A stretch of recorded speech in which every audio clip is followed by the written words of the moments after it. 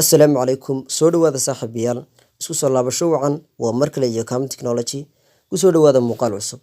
muuqaalkeena maanta waxaan ku sharxi doonaa ama waan idinku tusin doonaa sida loo sameeyo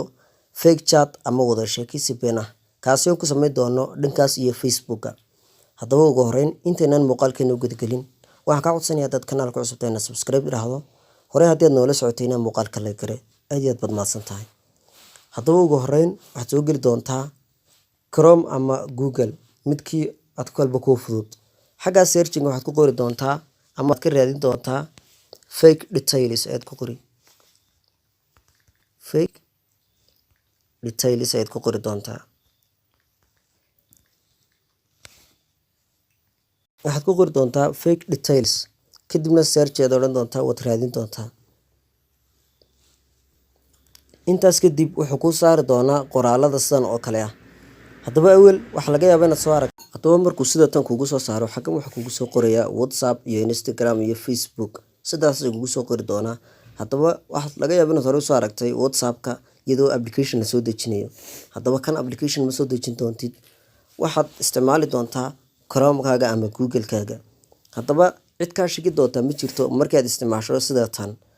waxaad u malaynaysaa inuu yahay mid run ah oo caadi loo sameeyay haddaba halkan waxaad ka dooran doontaa midkii aad doonayso inagu hadda waxaan rabnaa Facebook ayaan ku dhufan doonaa kan sare ku dhufan maysid Facebook ayaad ku dhufan doontaa muuqaalka like gareeya si asxaab badan u gaadho haddaba halkan wuxuu ku yiri halkan waa in ku ahaada active now si macnaha waxay ka dhigan tahay online ahaw halkan wuxuu ku soo qoray clock waa saacadda xilliga doonaysa ka dhigan wad ku qoran bayteriga dabku inta ku taagan yahay baa halkan loogu talagalay xaggan beerson iyo beerson 2 hadhow ana in kala tusi haddaba halkan waxaad ku qori doontaa magaca aad rabto ayaad ku qori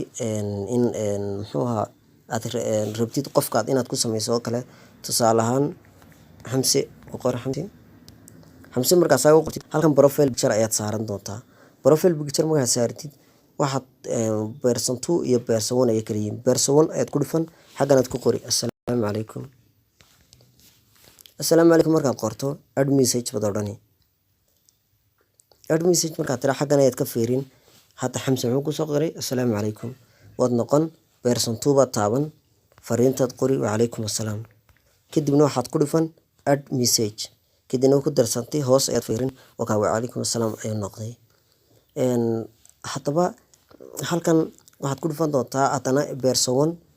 fariin kale ayaad qori doontaa intaad masaxdo waxaad odhan seetahay walaal aad qori doontaa kadibna add message baad odhani hoos baad soo degi hadda waad aragtaa seetahay walaal ayuu ku yiri haddaba intaas markaad qorto